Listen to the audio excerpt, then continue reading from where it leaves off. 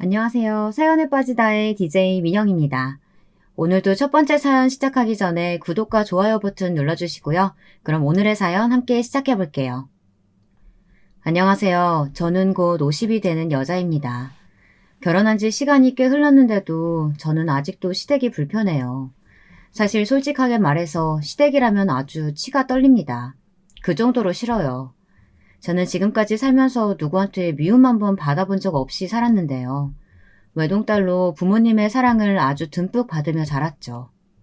그런데 이상하게도 남편과 결혼한 이후 시댁에서 만난 사람들은 모두 다 저를 미워하는 것만 같았어요. 제가 그런 말을 할 때마다 남편은 그럴 리 없다고 누가 저처럼 마음씨가 고운 사람을 미워하겠냐고 했지만 저는 전혀 위로되지 않았습니다. 제가 못되게 굴어서 시댁 식구들이 저를 싫어하는 게 아니라 제가 뭘 하지 않아도 그냥 저를 미워하는 거였거든요. 제가 그렇게밖에 생각할 수 없는 게 시부모님도 아주버님도 손이 동서도 모두 다 저를 탐탁지 않아 했어요. 저도 처음엔 제가 너무 예민한 것일지도 모른다고 생각했습니다. 그런데 그게 아니었어요. 저희 시댁 식구들은 상식 밖의 사고방식을 가지고 있었고 그 사이에 있다 보면 마치 제가 미운 오리 새끼가 된 것만 같았습니다. 시댁 식구들에게 이질감을 처음 느낀 건 결혼식을 올린 직후였어요.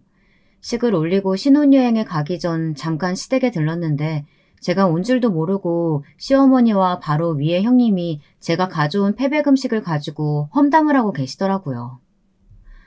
어이구, 패백 음식은 자고로 정성이 중요하다고 잘 알아보고 하라니까.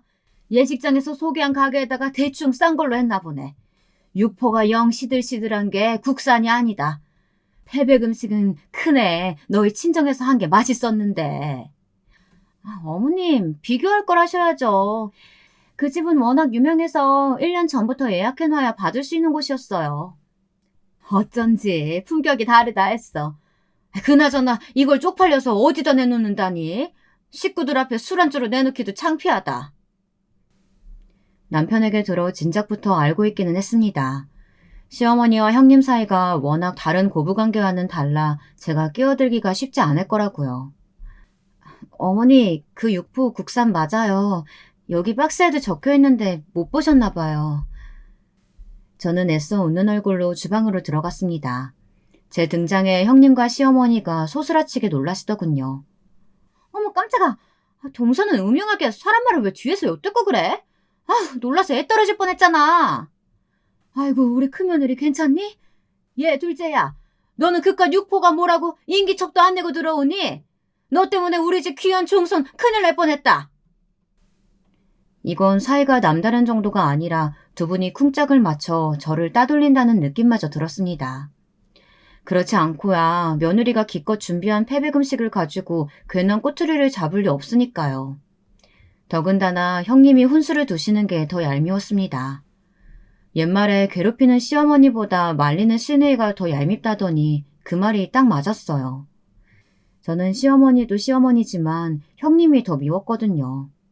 그 이후로도 저 빼고 항상 한 편을 먹는 형님과 시어머니를 상대하는 게 여간 힘든 일이 아니었습니다.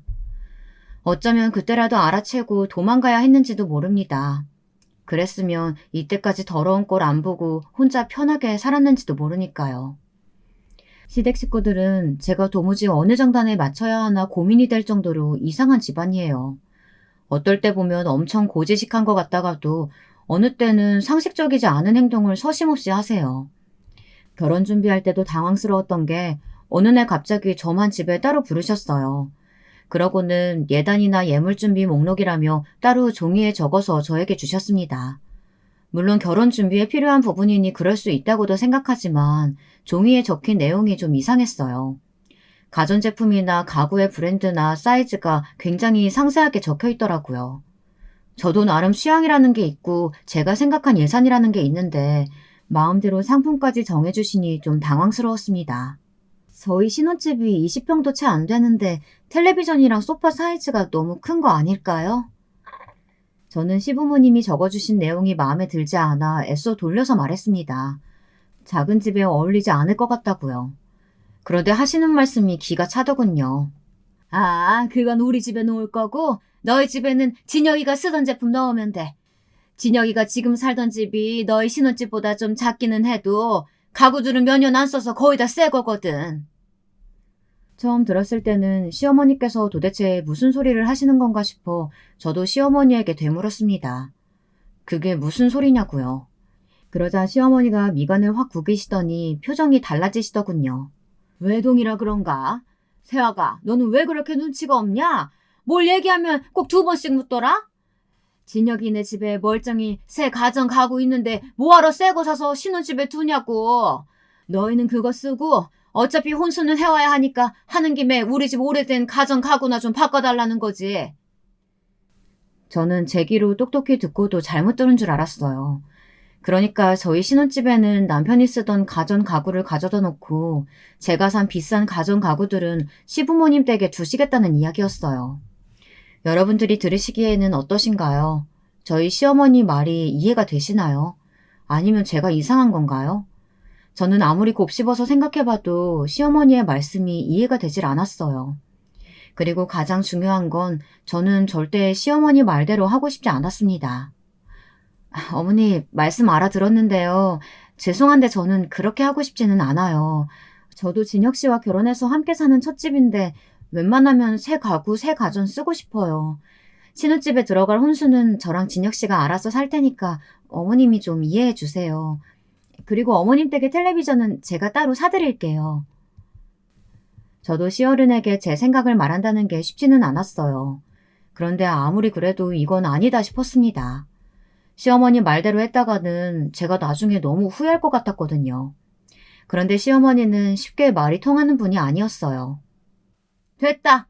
내가 너한테 텔레비전 사달라고 구걸했니? 네 시아버지 은행에 다녔던 사람이야. 우리도 텔레비전 살 정도 재력은 돼. 나야 진혁이 집에 있는 멀쩡한 가정가구 버리는 게 아까우니까 한 소리지. 내가 뭐 너한테 텔레비전 받아내려고 이러는 거야? 세아가 너는 애가 영 아낄 줄도 모르는 게. 아휴, 앞으로 우리 아들이 고생 좀 하겠다. 시어머니는 당신 하실 이야기만 버럭 질러놓으시고는 그대로 방에 들어가 버리셨어요. 저는 순간 울컥했습니다. 제가 저런 소리까지 들을 정도로 잘못했나 싶어서요. 네 시어머니가 우리 큰며느리한테 길들여져서 둘째 너도 똑같이 생각했나 보다. 우리도 그냥 해본 말이니까 신경 쓸 거 없다. 시아버지는 제게 신경 쓰지 말라고 하셨지만 저는 무지하게 신경 쓰였습니다. 시아버지도 그대로 저를 거실에 혼자 두고 방에 들어가 버리셨으니까요. 제 남편은 아들 둘 중 막내 아들이에요. 위로 아주버님이 한 분 계십니다.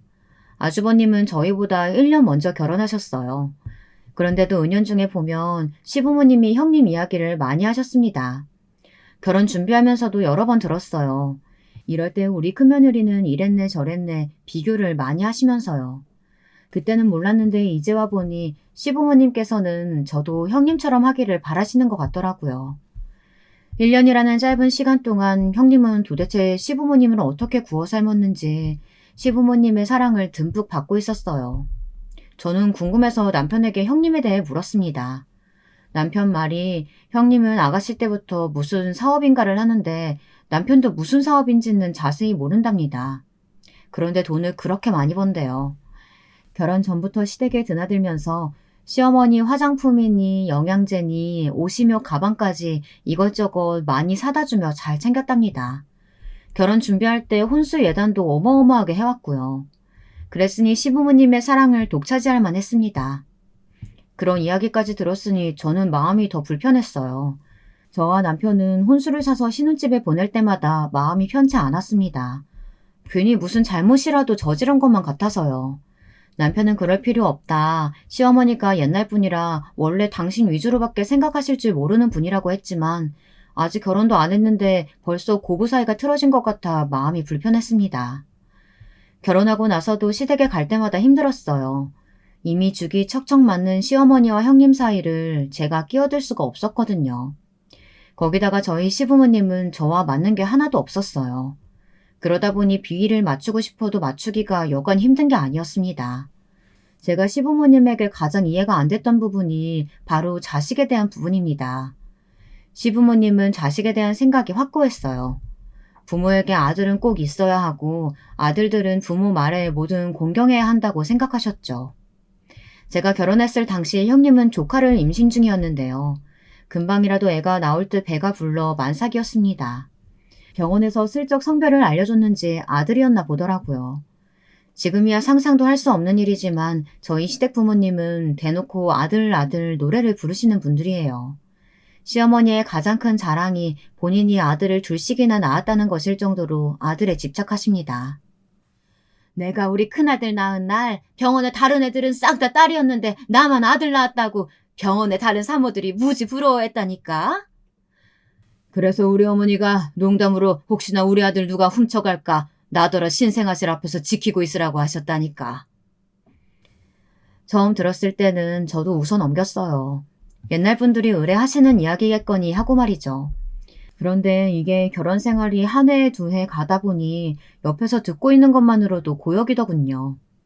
사실 제가 시어머니의 아들 사랑 이야기는 듣기만 해도 구역질 나고 소름이 돋아요. 그럴 수밖에 없는 이유가 있습니다. 이건 결혼 초기에 있었던 일이에요. 제가 결혼한 지 2달도 채 되지 않아 임신을 했어요. 저와 남편은 임신 사실이 기쁘면서도 당황스러웠습니다. 1년 정도 신혼을 갖고 싶었는데 신혼 초기에 덜컥 아이가 생겼으니까요. 생각보다 일찍 찾아왔어도 저와 남편은 기쁘게 받아들이기로 했습니다. 저와 남편을 닮아 아기도 성격이 급한가 보다 이렇게 생각했죠. 그런데 도무지 상상도 할 수 없는 일이 일어났어요. 어느 날이었습니다. 제 임신 사실을 아신 시어머니께서 갑자기 집에 찾아오셨더라고요.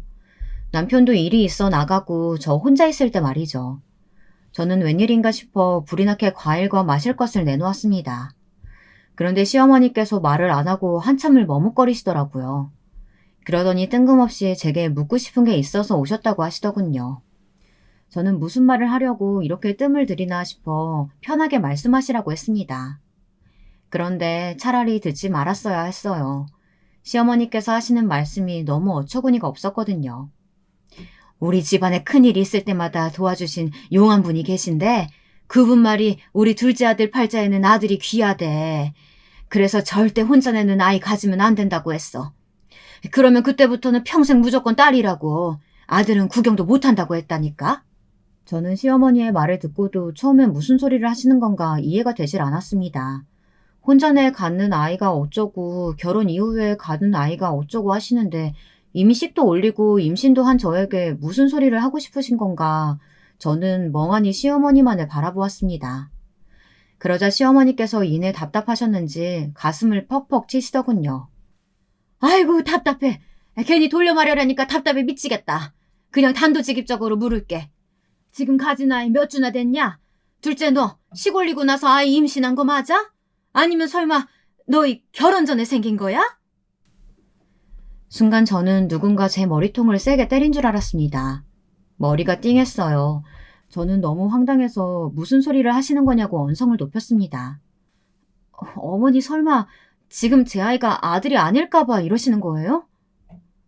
어머니의 말을 아무리 좋게 좋게 이해하려고 해봐도 도저히 납득할 수가 없었습니다. 제가 결혼식 이후 남편과 아이를 가졌어야 아들이라는 이야기를 하고 싶으신 것 같았죠. 그럼 무조건 아들은 하나 있어야 돼. 둘이면 더 좋고. 나 봐라. 아들이 둘씩이나 있으니까 밥을 안 먹어도 든든하다니까? 도무지 무슨 소리를 하시는 건지 알고 싶지도 않았습니다. 신랑에게 시부모님의 아들 사랑 이야기는 익히 들어 알고 있었지만 사실 이 정도일 거라고는 상상도 못했어요.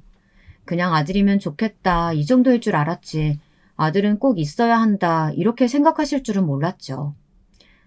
저번 주에 임신한 줄 알았으니까 이제 5주 정도밖에 안 됐어요. 그래서 뱃속 아기도 아들인지 딸인지 당연히 아직 모르고요. 저는 저도 모르게 정색하고 쌀쌀맞게 이야기했습니다. 이런 이야기를 시어머니와 나누고 있다는 게 너무 싫었거든요. 제 기분 따위는 안중에도 없으신 시어머니는 5주라는 이야기에 박수치며 좋아하셨어요. 이제 5주면 식을 올리고 나서 생긴 아이이니 검사할 것도 없이 무조건 아들이랍니다. 제 사연을 듣고 계신 많은 유부님들께서는 저희 시어머니 말씀이 이해가 가십니까?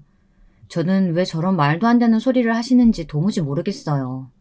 아들 타령하시는 것도 너무 싫지만 무당인지 뭔지 아는 그 용한 분 말만 믿고 제 뱃속 아기를 아들이라고 믿는 것도 끔찍했습니다. 저와 남편은 당연히 뱃속 아이의 성별 같은 건 중요하지 않아요.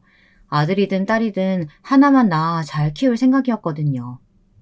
그날 시어머니가 돌아가신 이후 저는 괜한 근심에 휩싸였습니다. 저와 남편의 의지와는 상관없이 만약 제 아기가 딸일 경우 시부모님이 어떻게 나오실지 걱정됐거든요. 설마 형님네 조카랑 우리 아가를 비교하고 차별하시는 건 아닐까 하는 걱정부터 아들을 낳을 때까지 아이를 낳아야 한다는 말도 안 되는 사고방식을 들이밀면 저는 어떻게 해야 하나 마음이 불편했죠. 제가 얼마나 신경을 썼는지 그날 이후 몇 날 며칠을 한숨도 자지 못했어요. 입덧이 너무 심해 식욕도 없는 와중에 잠까지 설치니 컨디션이 너무 안 좋았습니다. 당시에 회사를 다니고 있던 때라 임신 중인데도 하루하루 다르게 살이 빠졌죠. 남편은 제 걱정하느라 본인도 힘들어했어요. 저에게 시어머니 말은 신경 쓰지 말라고 하면서도 본인도 나름 스트레스를 받는지 남편까지 살이 빠지더라고요. 그러던 중 명절이 다가와 시댁에 갔습니다.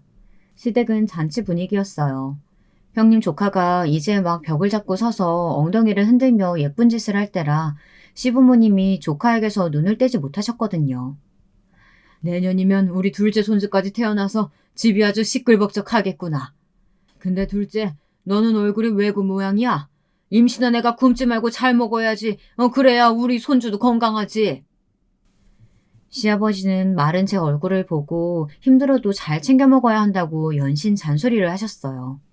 그때 마침 주방에서 과일을 가지고 나오시던 시어머니께서 시아버지의 등짝을 툭 때리셨습니다. 당신은 임신 안 해봐서 모르니까 그런 소리 하는 거야. 아들 가지면 원래 초기에 입덧도 엄청 심하고 살도 막 빠져요. 안정기 들어가야 그때나 먹을 게 좀 땡기지. 둘째야, 이거 내가 백화점에까지 가서 사온 사과인데 이것 좀 먹어봐라. 내가 네 남편 가졌을 때 매일 사과만 먹었다니까. 제 뱃속에 아들이 있다고 말한 적도 없는데 시어머니는 이미 제 아이를 아들이라고 여기저기 소문내고 다니셨어요. 그 용하다는 점쟁이 말만 믿고요. 저는 시댁만 갔다 오면 속이 더부룩하고 소화가 더 안 됐습니다. 그쯤 되니 뱃속의 아이가 아들이 아니면 안 될 것만 같은 느낌마저 들었죠. 심지어 귀에 딱지가 생기게 듣다 보니 저도 언제부턴가 제 뱃속 아기가 아들이었으면 좋겠다고까지 생각했다니까요. 모두를 위해서 말이죠. 그런데 인생이라는 게 참 뜻대로 되지를 않습니다. 저는 딸을 낳았어요. 진통을 12시간 넘게 하고 힘들게 아이를 낳았을 때까지만 해도 괜찮았는데 간호사가 딸이라고 말하자마자 저도 모르게 정신을 잃었습니다. 아마 그 정도로 제가 걱정하고 있었던 것 같아요. 제가 아들을 낳지 못하면 어쩌나 근심에 휩싸여서요. 아이를 낳고 2주가 지날 때까지 시부모님은 저를 보러 오지 않았습니다. 저뿐만이 아니라 우리 아이까지도요. 처음엔 억울해서 눈물만 나왔는데 며칠이 지나자 혼자 씩씩거릴 정도로 화가 나더라고요. 저는 애꿎은 남편을 쥐잡듯 잡았어요. 당신 부모라는 사람들은 어쩜 이 정도로 못돼 먹을 수가 있느냐고요. 남편은 제게 미안해하면서도 한편으로는 차라리 이대로 시부모님이 안 오셨으면 하는 것 같았어요. 남편도 제 앞에서는 대놓고 말하지 않았지만 시부모님을 많이 힘들어했거든요. 남편과 시부모님 사이에도 사연이 좀 있어요. 남편이 둘째 아들이기는 해도 집안의 가장이나 다름없었습니다. 지금이야 아주버님이 대기업에 다닌다고 어깨에 힘을 팍 주고 다니시지만 사실 남편이 그 뒷바라지를 다 했더라고요. 남편은 학운이 없는 사람이었습니다. 고등학교까지 전교 5등 안에 드는 모범생이었는데 수능을 망쳤어요. 무조건 연고대 아니면 성균관대도 생각하던 사람이었는데 시험을 망쳐 서울 4년제도 쉽지 않게 되자 재수를 하겠다고 마음을 먹었나 보더군요. 그런데 때마침 집안에 일이 생겼답니다. 시아버지께서 남편이 고등학교 때 다니시던 은행에서 명예퇴직 대상자가 되어 회사를 그만두셨거든요. 당시에 고작 40대 중반이었던 시아버지는 절망에 빠져 많이 힘들어하셨대요. 그러다 아는 분의 권유로 은행에서 받은 퇴직금을 사업 투자와 주식에 모두 투자하셨답니다. 그런데 하필이면 남편이 수능을 치르던 해에 쫄딱 다 날려버린 거죠. 그런 상황이다 보니 남편은 본인만 생각하며 재수를 할 수 없었던 거예요. 남편은 선택해야 했답니다. 당시에 아주버님은 서울대를 재학 중이었고 군대에 있었어요. 시아버지는 절망에 빠져 매일 술독에 빠져 계셨답니다. 시어머니는 매일 남편을 끌어안고 울기만 하셨고요. 남편은 할 수 없이 대학을 포기하고 무작정 장사를 시작했답니다. 발품을 팔아 시장 골목에서 작은 슈퍼를 했어요. 시장 사람들을 상대로 하는 장사라 외상도 많고 배달도 많아 한시도 쉬지 못하고 일했대요. 20살밖에 안 된 어린 남자가 혼자 힘으로 가게를 운영한다는 게 여간 힘든 일이 아니었을 텐데 남편은 군대에 가기 전까지 돈을 꽤 모았답니다. 당시에 그 돈이면 집을 사지는 못해도 작은 빌라 전세금 정도는 됐다니 무지 번 거죠. 남편은 그 돈과 가게를 시아버지에게 맡기고 군대에 갔답니다. 그런데 남편이 군대에 가자마자 시아버지는 맡긴 돈으로 또 주식을 하신 거예요. 가게도 남에게 넘겨버리고요. 남편은 자신의 전 재산을 시아버지에게 맡긴 건데 그럴 줄은 몰랐던 거죠. 남편은 자주 저에게 말했어요. 그때의 실망감은 말로 다 표현할 수 없을 정도로 절망스러웠다고요. 친구들은 다들 대학 다니며 놀러 다닐 때 본인은 새벽부터 하루 종일 일하며 가족들만 생각하며 버텼는데 그 몇 년을 버티지 못해서 가게며 돈까지 몽땅 다 멋대로 써버렸다는 게 속상했던 거죠. 남편은 제대하고 돌아오자마자 시부모님께 따져 물었답니다. 그럼 본인은 이제 어떻게 사냐고 원망도 했고요. 그러자 되려 시부모님이 버럭 소리를 지르셨답니다. 아들이 부모 부양해야 하는 게 당연하지. 그 구멍가게 하나 팔아버렸다고 부모 앞에서 바락바락 소리를 질러? 지가 못나서 대학도 못 나온 바람에 취직도 못하는 걸 가지고 괜한 사람한테 화풀이 하는 것 좀 봐라. 네 형 봐라. 서울대 떡하니 나오고 나니까 알아서 대기업에 척척 들어갔잖아. 내가 대학 가기 싫어서 안 갔어요? 아버지가 주식의 사업을 다 날려버리는 바람에 내가 못 간 거잖아요. 못난 놈. 사내 새끼가 남 탓하는 것 좀 봐.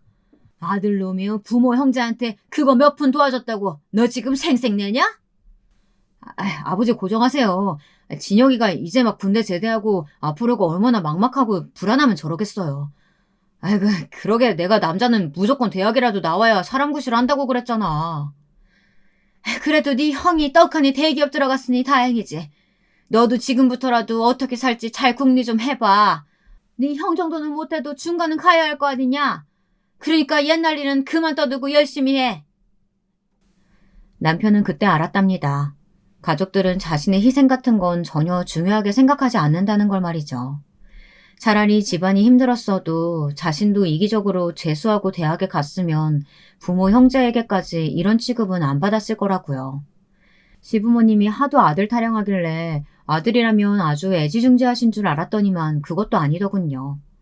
저는 남편 말대로 시부모님과 이대로 인연을 끊는 게 나을지도 모르겠다 생각했어요.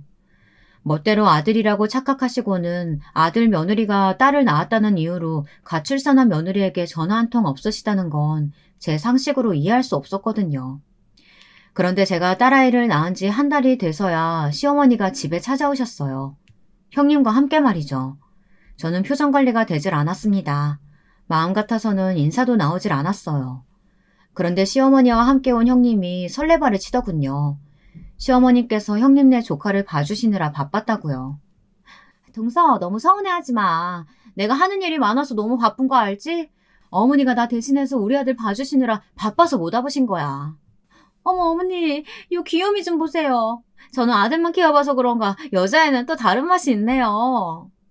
다른 맛은 무슨? 여자애가 어디 쓸 데가 있다고? 둘째 너는 진작부터 음흉한 줄 알고 있었지만 어떻게 시어머니 앞에서 그렇게 얼굴색 하나 안 변하고 거짓말을 할 수가 있냐? 기껏 마음을 다잡고 과일과 차를 내온 사람한테 찬물을 끼얹어도 유분수더군요. 제가 도대체 무슨 거짓말을 했다는 건지 이해가 되질 않았어요. 그래서 저는 제가 무슨 거짓말을 했다는 거냐고 따져 물었습니다. 그러자 시어머니가 오히려 붉어진 얼굴로 언성을 높이시더군요. 내가 말했잖아. 결혼 전에 생긴 애는 무조건 딸이라고. 너 이제 어쩔 거야? 저 애물단지 낳아놔서 이제 우리 둘째 아들한테 영영 딸은 없을 거라잖아. 사람이 어쩜 저렇게 수치심이라고는 모르고 자기 생각대로 떠들 수 있을까요? 저는 더는 참을 수가 없었습니다. 표정 관리가 안 됐어요. 무슨 그런 말 같지도 않은 소리라세요? 우리 딸 38주 2일 정확하게 태어났어요. 주수로 봐도 결혼하고 나서 생긴 아이라고요. 그딴 사이비 교주 같은 점쟁이 말만 믿고 어디서 제 딸한테 애물단지라는 막말을 하세요? 어머 동서, 아무리 기분 나빠도 그렇지 어떻게 시어머니한테 그런 막말을 할 수가 있어. 어머니, 우리 그냥 가요. 동서가 아무래도 산후 우울증 같은 게 온 것 같아요. 동서, 힘들면 병원 가서 약을 타다 먹어. 어디서 성질이야? 제가 산후 우울증이 아니고 어머님이랑 형님 머리가 좀 어떻게 된 것 같은데 두 분 다 병원 좀 가보세요. 뭐야? 너 지금 말 다 했어? 제 말에 뒷골을 잡으며 소리치는 시어머니를 형님이 저를 흘겨보더니 이래서 못 배운 사람하고는 상종을 하지 말아야 한다면서 막말을 퍼붓고 시어머니를 데리고 가버렸습니다. 저는 너무 화가 나고 열받아서 손이 다 덜덜 떨렸어요. 시어머니든 형님이든 머리채를 잡아 다 뽑아버려도 속이 풀릴 것 같지 않았습니다. 그날 일로 많은 것이 변했어요. 남편이 난리가 났거든요. 남편은 그날 저녁 시댁에 쫓아갔습니다. 남편은 화가 나서 잔뜩 붉어진 얼굴로 시댁에 쳐들어갔는데 시댁은 무슨 잔치 분위기였답니다. 형님이 비싼 랍스터를 사줬다면서 시부모님과 먹고 들어오는 길이었대요. 남편은 그 꼴을 보자마자 속이 뒤집어져서 선전포고를 하고 왔답니다. 시부모님과 아주버님네하고 아예 인연을 끊고 살겠다고요. 당연히 시부모님은 난리가 나셨죠. 아들이 당신들 말에 토를 달아도 바로 욕이 날아오시는 분들인데 인연을 끊겠다고 하니 노발대발하셨습니다. 시아버지는 사내 자식이 여자한테 미쳐서 부모를 버린다고 소리소리 지르셨고 시어머니는 제 욕을 하시면서 그년이 집안에 사단을 낼 줄 알았다고 하셨대요. 남편이 그 모습을 보는데 그나마 있던 정까지 다 떨어졌답니다. 그런데 더 기가 막혔던 건 시아버지의 행동이었어요. 부모와 인연을 끊는다는 게 무슨 의미인지도 모르는 주제에 버르장머리 없이 군다면서 저희에게 본때를 보여주겠다고 하셨답니다. 네가 부모 무서운 줄 모르고 정신머리가 나갔구나. 인연 끊겠다고 한 건 네가 한 소리니까 그 말에 책임져라. 지금 당장 내가 사준 그 전셋집에서 나가라. 그리고 그 보증금 한 푼도 빼지 말고 나가. 시아버지는 괘씸하다면서 결혼할 때 당신이 구해준 신혼집에서 나가라고 하셨습니다. 전세 보증금을 빼서 바로 본인에게 보내라고요. 그러면 계산은 깨끗하게 끝났으니 다신 찾아오지 말라고 하셨습니다. 남편은 군대에서 제대하고 난 뒤 기술을 배워 전기 시공 일을 했어요. 몸쓰는 일을 한다고 시부모님이며 아주버님이 무시할 때도 있었지만 남편은 꾹꾹 참았습니다. 본인이 끝까지 공부하지 못한 잘못이라고 여기며 참고 넘겼어요. 그래도 많이 벌든 적게 벌든 부모님에게 꼬박꼬박 생활비도 드리려고 노력했고 혹시나 어디가 안 좋다고 하시면 남편이 항상 병원도 모시고 갔어요. 반면 아주버님네는 항상 일핑계를 대며 돈만 드렸죠. 남편은 할 말은 많았지만 정말 이대로 부모님과 끝이라는 생각에 속상하고 억울한데도 마지막이다 생각하고 꾹 참고 집을 나왔답니다. 그리고 그 이후 저와 남편은 시아버지 말대로 했어요. 살던 전셋집을 나와 보증금을 보내드리고 저희 세 가족은 친정으로 들어갔습니다. 친정 부모님은 저와 남편을 볼 때마다 안쓰러워하셨어요. 무슨 그런 부모가 다 있냐고요. 저와 남편은 이제와 누구를 원명해봐야 소용없다고 생각했습니다. 지난 날은 잊고 다시 시작하기로 했어요. 보기만 해도 배가 부른 우리 딸아이를 위해서요. 그때부터 저와 남편은 쉬지 않고 열심히 살았습니다. 친정 부모님께 신세를 지는 건 죄송했지만 당분간 신세를 지며 하루라도 돈을 빨리 모아 집도 사고 보란듯이 딸아이도 훌륭하게 키워내자 싶었죠. 친정 부모님은 남편에게 투자를 해주셨어요. 워낙 남편이 성실한 사람이라는 걸 아시는 친정 부모님은 이제 나이도 있으니 몸쓰는 일보단 그 일을 바탕으로 해서 자기 일을 해보라며 밀어주셨죠. 남편은 친정 부모님의 힘에 입어 사업을 시작했습니다. 전기 시공할 때 거래하던 가게를 인수했어요. 그렇게 몇 년을 정신없이 살았습니다. 남편은 보란듯 회사를 잘 키워보겠다며 쉬지 않고 열심히 일했어요. 남편은 사업수단이 있는 사람이었어요. 사업을 시작한 지 얼마 되지 않아 회사는 금세 흑자로 돌아섰고 1년 만에 직원을 3명이나 뒀어요. 덕분에 저는 회사를 그만두고 딸아이 열심히 키우며 남편 내조를 할 수 있었죠. 그때까지도 시댁 식구들과는 일절 연락을 하지 않았어요. 그런데 제 딸이 초등학교에 입학한 해 남편에게 아주버님이 연락을 해왔어요. 남편은 그래도 하나뿐인 조카가 내심 마음에 걸렸나 보다 싶어 전화를 받았답니다. 우리가 몇 년 동안 연락 안 하고 지내기야 했지만 그래도 핏줄인데 어떻게 평생 연을 끊어. 아버지 어머니도 연세 많이 드셔서 마음 약해지셨어.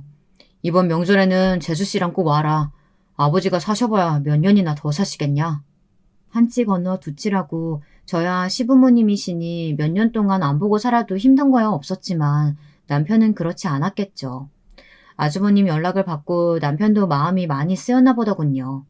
제게 티를 안 내려고 했지만 제 눈에는 훤하게 보였어요.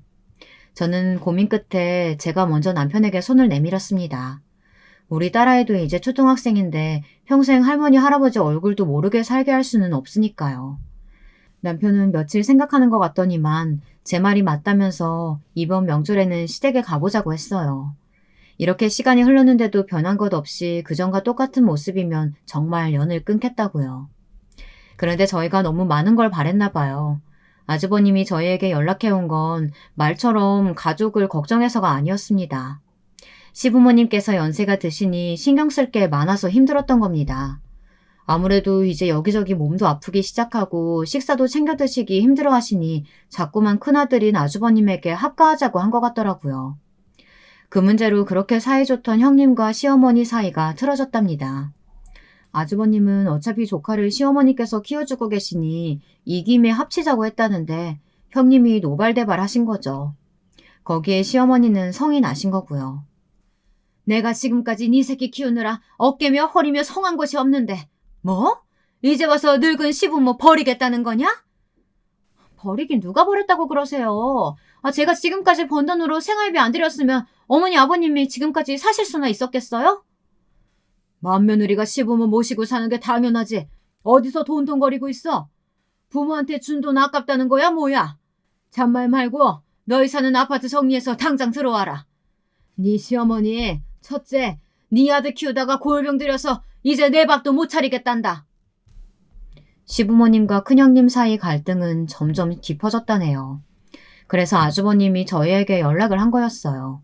같은 자식인데 장남이 무슨 잘못이 있다고 장남한 부모를 모셔야 하냐고요. 저희는 오랜만에 만나서도 여전히 당신들밖에 모르는 시댁 분위기에 기가 막혔어요. 하지만 지금은 싸울 때가 아니었습니다. 오랜만에 만난 시부모님이 많이 쇠약해 보이시긴 하더라고요.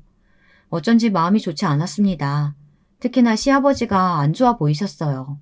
살도 많이 빠지시고 자꾸만 화장실을 드나드시는 게 영 어디가 불편하신 것 같더라고요.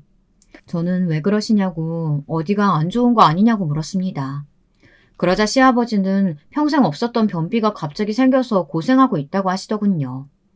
저는 아무래도 이상해서 시아버지에게 병원에 가보자고 했습니다. 제가 어릴 때 외할아버지도 비슷한 증상을 겪으셨는데 대장에 암이 생기신 거였거든요. 제 말에도 시아버지는 고집을 부리셨어요. 무슨 변비 가지고 병원을 가느냐고요. 약국에서 변비약 사서 먹고 있으니 신경 쓰지 말라고 소리를 지르셨습니다. 몇 년 만에 나타나서 괜히 겁주고 귀찮게 한다고요. 저는 별일 아니면 다행이지만 혹시나 하는 마음으로 시아버지를 지켜봤습니다. 그런데 몇 개월 사이 자꾸만 마르시는 게 눈에 보이더라고요. 식사량도 확연히 줄었고요. 저는 싫은 소리를 들을 각오를 하고 시아버지를 끌고 병원에 갔습니다. 시아버지에게는 변비에 직방인 약을 잘 지어주는 병원이 있으니 가보자고 설득해서 모시고 갔습니다. 그런데 병원에 가자마자 분위기가 심상치 않았어요. 의사 선생님이 잠깐 내진을 해보시더니만 바로 내시경을 해야 할 것 같다고 하더라고요. 저와 시아버지는 조직검사까지 하고 마음을 졸이고 있었는데 시아버지께서 직장암 판정을 받았어요. 불행 중 다행인 건 일찍 발견한 편이라 다행히 수술만 하면 괜찮을 것 같다고 하더라고요. 그 이후 저와 남편이 서둘러서 시아버지는 금방 수술을 받았습니다. 지금은 다행히 수술 잘 받으시고 완치 판정을 받으셨어요. 1년 정도 고생하기는 했지만 다행히 잘 버티셨습니다. 그 1년 동안 우리 가족과 시부모님 사이에는 큰 변화가 있었어요. 저와 남편이 어깨와 허리가 안 좋으신 시어머니를 대신해 시아버지 병간호를 돌아가며 했거든요. 그리고 시아버지가 완치 판정을 받으시고 얼마 뒤 저희 부부에게도 신기한 일이 생겼어요. 민망하지만 저희에게 늦둥이가 찾아왔어요. 저희는 40이 넘어 생긴 아이보다 시부모님이 더 걱정됐습니다. 또 딸이네 아들이네 하시면서 제 화를 돋구실까 봐요. 그런데 다행히 시어머니께서 생각이 많이 변하셨더군요. 그것도 저희 딸아이 덕분이에요. 내가 딸 안 키워봐서 걱정했는데 요게 애교쟁이라 같이 있으면 시간 가는지 모르겠더라고. 이래서 다들 딸이 있어야 한다고 하나 봐. 인생이란 참 몰라요. 저라면 미워서 매일같이 물어뜯으시던 시부모님이 저 덕분에 일찌감치 병에 대해 알았다고 고마워하시면서 저를 대하시는 게 180도 달라졌어요. 반면 형님은 만면일이라는 게 시아버지가 수술하고 병원에 그렇게 드나드는데도 덜렁 병원비만 보내놓고 연락도 없다고 싫은 소리를 들었죠. 그런데 그런 와중에 일이 또 벌어졌습니다. 멀쩡히 잘 굴러가던 남편의 회사가 하루아침에 부도 위기를 맞았어요. 남편은 임신한 저에게 걱정 끼치고 싶지 않아 알아서 어떻게든 해보려다가 그런 거라는데 저는 충격이 이만저만이 아니었습니다. 이래저래 남편 일로 정신없는 와중에 시어머니 생신날이 되었어요. 저와 남편은 바빠서 제대로 준비도 못했는데 형님이 잘 아는 호텔을 예약해놨다고 하시더라고요. 저와 남편 상황이 좋지 않다 보니 호텔은 좀 부담됐는데 아주버님이 남편에게 따로 연락해서 어머니 생신날 식사 비용은 따로 신경 쓰지 말라고 했다더라고요. 남편 일로 저희 부부도 속상하고 정신없겠지만 어머니 생신만이라도 하루 즐겁게 보내자고요. 그래도 시아버지가 수술 받은 이후 아주버님도 저희에게 고마운 마음이 있으셨는지 그 이후로는 저희를 잘 챙겨주세요. 저는 호텔에 가기 전 은행에 들렀습니다. 그래도 시어머니 생신이니 용돈이라도 드려야 할 것 같아 제 통장에 있는 돈을 다 뽑았어요. 정확하게 30만 원이었습니다. 남들이 보기엔 얼마 안 되는 돈이라고 생각할지는 모르지만 저에게는 굉장히 큰 돈이었어요. 지금 당장 수중에 가진 전 재산이었으니까요. 하지만 아깝지 않았습니다. 그동안 저희가 감정이 상해서 시부모님과 몇 년 동안 안 보고 산 세월이 있었잖아요. 그동안 생신을 한 번도 챙겨드리지 못했으니 제 마음을 담아 성의 표시는 해야 한다고 생각해 가진 돈 전부를 다 봉투에 넣었습니다. 그런데 애써 기분 좋게 향한 시어머니 생신날 일이 또 벌어졌어요. 저희 부부와 딸아이가 호텔에 도착해서 들어가니 시부모님이 두 분 다 버선발로 나오셨습니다. 오느라 너무 고생 많았다며 안아주셨습니다. 회사 사정은 대충 들었는데 부모라고 가진 게 없어 선뜻 도와주지 못한다고 미안해하셨어요. 저희는 좋은 날인데 괜히 분위기를 흐리고 싶지 않아 회사 일은 금방 잘 해결될 테니 걱정하지 마시라고 했습니다. 식사가 끝나고 나서 저희 딸아이가 용돈을 모아 사온 케이크에 불을 켜고 노래를 불렀습니다. 초를 끄고 케이크를 한 조각씩 나눠 먹었는데 시어머니께서 딸아이가 사온 케이크를 너무 좋아하셨어요. 어머, 역시 우리 손녀가 최고네. 할머니, 이렇게 맛있는 케이크는 태어나서 처음 먹어봐. 할머니가 고마워, 우리 손녀? 시어머니가 저희 딸을 예뻐하는 모습이 형님은 배알이 꼬였나 봐요. 너무 티나게 자리에서 벌떡 일어나더니 가방에서 꺼낸 두툼한 봉투를 시어머니에게 건넸습니다. 그래서 저도 챙겨온 봉투를 시어머니에게 건넸어요. 많이 넣지는 못했지만 생신 축하드린다고 항상 건강하시라고 했습니다. 아이고, 큰애는 이 좋은 호텔까지 예약했다면서 뭐하러 또 돈을 줘. 그리고 둘째, 너희한테 내가 이 돈을 어떻게 받냐. 지금 상황 뻔히 힘든 거 아는데. 마음만으로도 고마우니까 너희 둘 다 봉투 다시 가져가. 부모가 힘든 아들들 도와주지도 못했는데 있는 돈까지 뺏어서 되겠니? 시어머니는 고맙다고 하시면서 저와 형님이 드린 봉투를 다시 저희에게 돌려주시려고 했어요. 마음만 받겠다고요. 저는 괜찮다고 어머니 생신인데 자식이 선물 드리는 건 당연하다고 하면서 봉투를 안 받으려고 밀어냈습니다. 시어머니도 완강하게 봉투를 제게 주시려고 했고요. 그러다가 그만 봉투가 바닥에 떨어졌어요. 봉투 안에 있던 돈이 바닥에 흩어졌습니다. 그런데 그때 형님이 자리에서 벌떡 일어나더니만 바닥에 떨어진 제 봉투를 굳이 주워서 금액을 확인했어요. 그러더니 한다는 소리가 가관이었습니다. 어머, 30? 동서, 아무리 힘들어도 그렇지 요즘 세상에 돈 30이 돈이라고 넣었어? 설마 동서 거지야? 이 돈으로는 오늘 밥값도 안 나오겠다. 아휴, 그렇게 손이 작으니까 사업이 잘 될 턱이 있나. 사람은 참 변하지를 않아요. 나이 드신 어르신들도 가족을 위해 저렇게 노력하시는데 명색이 맏며느리라는 사람이 참 생각이 없더군요. 저는 아무래도 가만히 있을 수 없어 한마디 하려고 자리에서 일어났습니다. 애들도 있는데 제발 적당히 좀 하시라고 말할 참이었어요. 그런데 그 순간 생각지도 못한 일이 벌어졌어요. 제 남편이 성큼성큼 걸어가더니 형님의 뺨을 세게 날렸습니다. 저는 너무 놀라서 입이 쩍 벌어졌어요. 남편이 절대 저런 행동을 할 사람이 아니니까요. 형수가 그런 말을 할 자격이 있어요? 내가 누구 때문에 망했는데요. 내가 지금까지 말 안 하고 있었던 건 다 형 생각해서 참은 건데 더는 안 되겠네요. 형수 카드값이며 통장 다 뒤져봐. 형수 분명히 형 모르게 뒤로 무슨 짓 하고 있을지 모르니까. 저는 이게 다 무슨 소리인가 싶었습니다. 남편 사업이 형님 때문에 망했다니 말도 되지 않았어요. 알고 보니 형님은 무서운 사람이더군요. 지금까지 사업한다고 유난을 떨더니만 글쎄 그 사업이라는 게 다단계였어요. 그러고 보니 형님이 시어머니에게 가져다 준 화장품이나 가방에 적힌 브랜드가 생전 처음 보는 이름들이기는 했어요. 제가 이건 어디 거냐고 물어도 좋은 거라고 외국에서 만든 거라 제가 모를 거라고 무시하더니만 그게 다 다단계 회사에서 만든 제품이었더라고요. 다시 시부모님과 왕래하기 시작했을 때 형님이 남편네 회사로 몇 번 찾아왔대요. 그러면서 화장품이니 영양제니 하는 것들을 남편 회사 직원들에게 나눠주고 직원들에게까지 영업을 했습니다.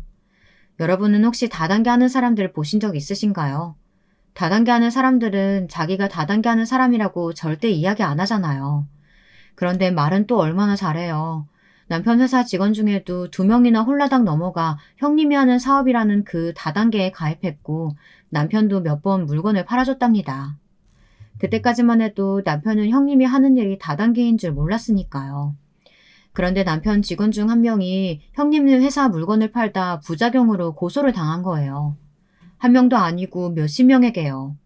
그 문제로 보상을 받으려고 이것저것 알아보다 보니 형님이 하는 일이라는 게 다단계라는 걸 알게 된 겁니다. 남편은 형님에게 연락하고 형님네 회사 쪽에도 문의했는데 이미 그 전에 회사는 폐업한 상태고 다시 새로운 브랜드를 냈더라고요. 형님은 지금까지 그런 식으로 사업을 해온 거였어요. 사람들을 모아서 다단계로 돈을 벌고 문제가 생기면 그 회사는 폐업하고 다시 다른 회사를 차려 계속 같은 수법을 반복해온 겁니다. 그러다 보니 이미 사라진 회사의 제품에 대해서는 보상받을 수 있는 방법이 없었던 거죠. 결국은 남편 회사 직원이 다 뒤집어 쓰게 된 겁니다. 문제는 그때부터였어요. 고소를 당한 직원이 남편에게 난리를 치며 원망을 한 겁니다.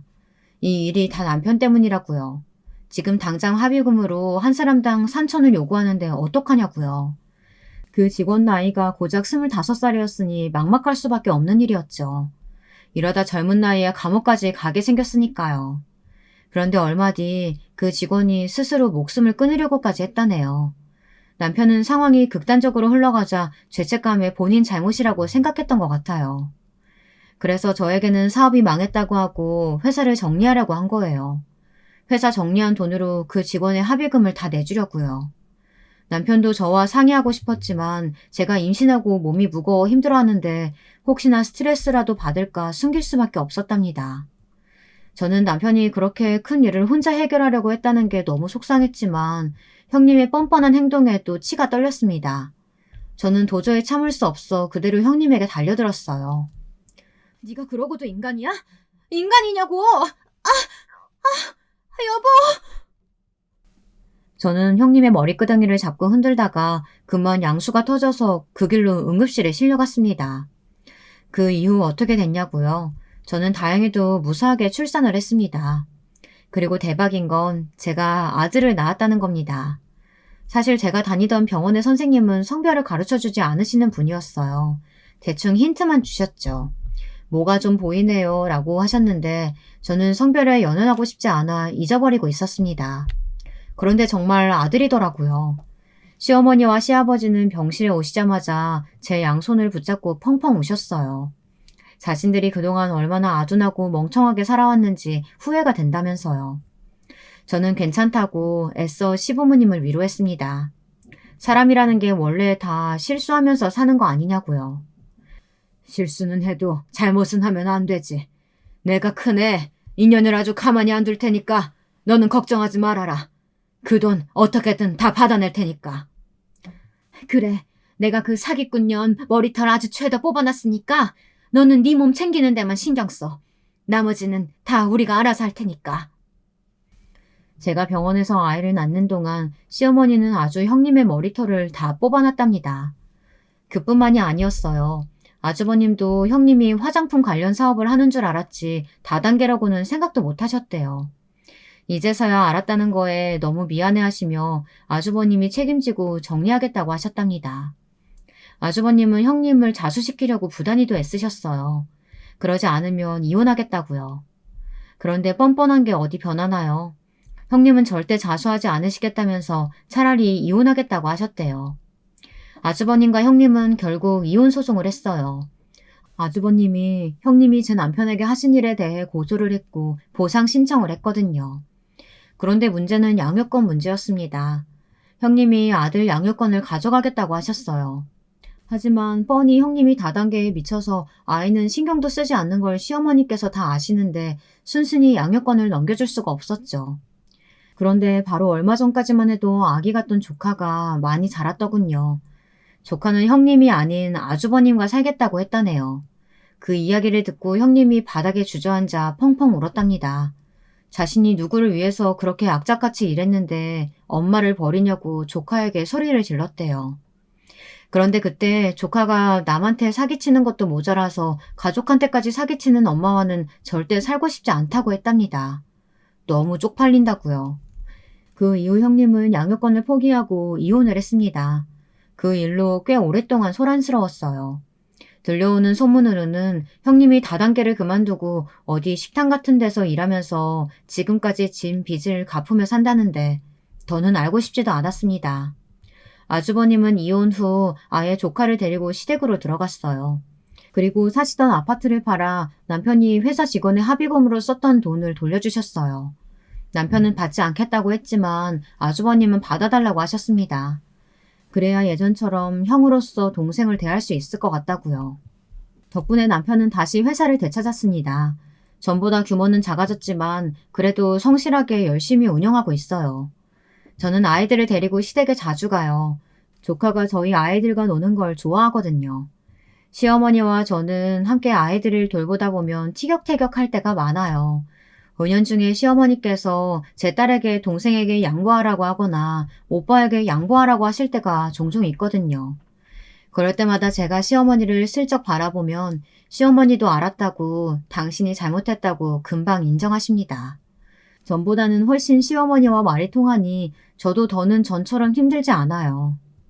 지금까지 기나긴 저의 인생 이야기 들어주셔서 감사합니다. 여러분의 가정에는 항상 행복한 일만 가득하시길 바라겠습니다. 여러분, 두 번째 사연 시작하기 전에 좋아요, 구독 꼭 눌러주실 거죠? 그럼 두 번째 사연 바로 시작합니다. 안녕하세요. 요즘 날씨가 확실히 쌀쌀해진 것을 보니 겨울이더라고요. 저는 이때쯤이 되면 항상 생각나는 사연이 있어요. 그래서 평소에 사연을 듣기만 하다가 용기 내어 신청하게 되었습니다.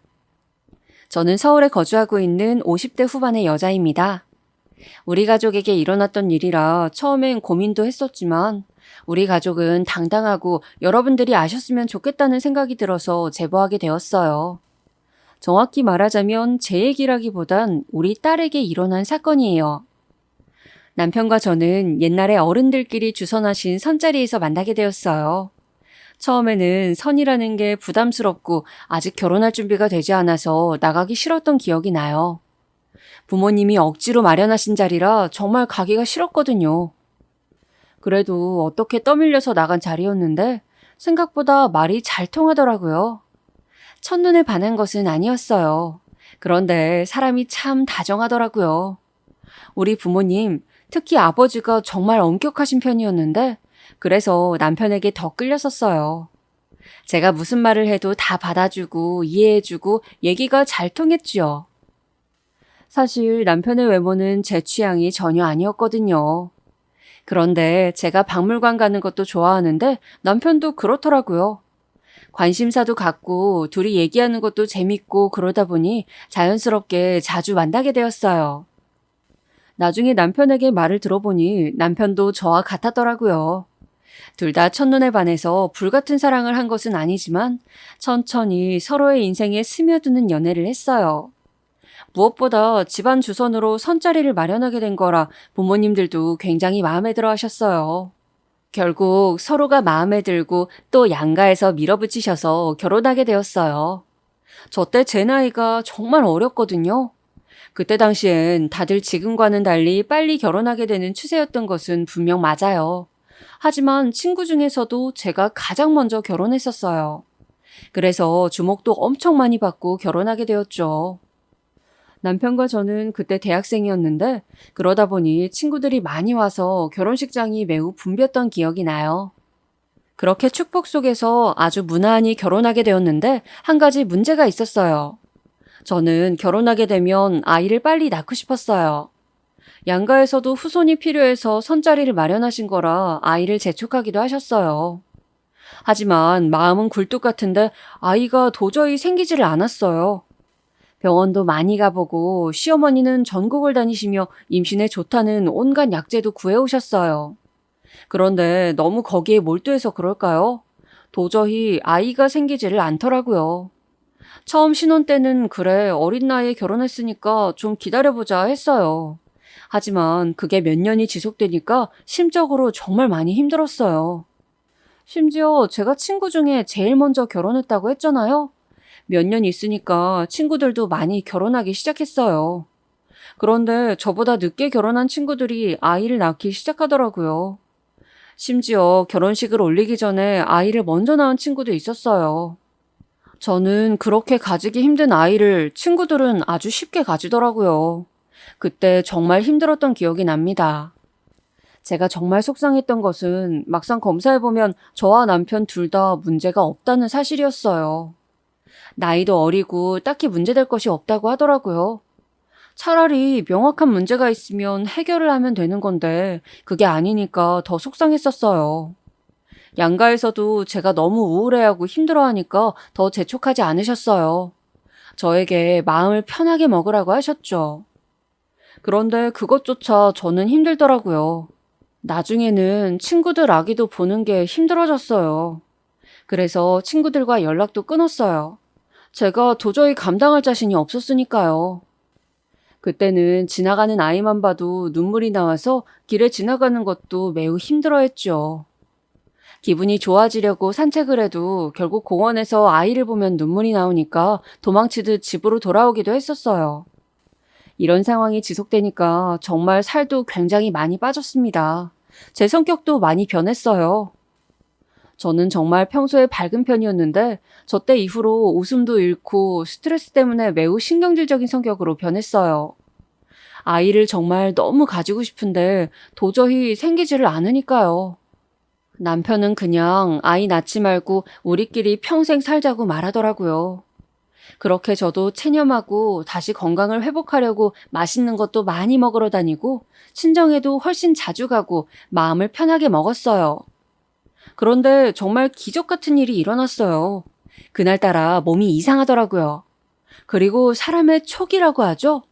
저는 그게 다른 사람보다 훨씬 발달한 편이었어요. 뭔가 이상한 기분이 들어서 병원에 갔더니 글쎄 아이가 생겼다는 거예요. 저는 믿을 수가 없어서 의사 선생님에게 10번도 넘게 물어봤어요. 너무 현실로 느껴지지 않아서 온몸에 소름이 돋고 이게 꿈인 줄 알았어요. 병원비 수납을 하면서도 간호사 선생님들께 꿈이냐고 물어봤던 기억이 나요. 그렇게 멍한 상태로 어떻게 집에 왔는지도 모르겠어요. 집에 와서 아무것도 하지 않고 소파에 앉아 있었는데 남편이 퇴근하고 집에 들어오더라고요. 여보, 왜 거기서 그러고 있어? 무슨 일 있어? 저는 아무 말도 하지 않고 남편을 바라봤어요. 남편은 걱정이 되는지 옆에 앉아서 계속 제 안부를 살폈죠. 저는 남편을 끌어안고 울었어요. 남편은 계속 왜 그러냐고 묻더라고요. 여보, 놀라지 말고 들어. 나 임신이래. 그 순간 남편은 정말 돌처럼 굳었어요. 정말이야? 여보, 진짜야? 나 오늘 병원에 다녀왔어. 정말이래. 우리도 드디어 아이가 생겼어. 남편은 저를 끌어안고 울기 시작했어요. 그날 우리 부부는 저녁도 먹지 않고 여기저기 전화하기 바빴어요. 제가 울면서 친정엄마에게 전화했더니 엄마가 정말 놀라더라고요. 임신 소식을 전하자 엄마도 우시고 아버지도 우셨어요. 저는 아버지가 우시는 것을 그날 처음 봤어요. 그렇게 눈물로 지새운 밤이 지나갔습니다. 바로 다음 날에 시어머니와 친정엄마가 방문하셨어요. 평소에도 시어머니는 저를 정말 예뻐하셨는데 임신하니까 더욱 저를 많이 챙겨주셨어요. 친정엄마는 말할 것도 없고요. 제가 오빠가 한 명 있는데 오빠와 새언니도 계속 뭐를 보내주고 직접 찾아오고 그랬어요. 본인들이 아이를 가졌을 때 좋았던 것들, 챙겨야 할 것들을 정말 꼼꼼하게 알아서 구해줬어요.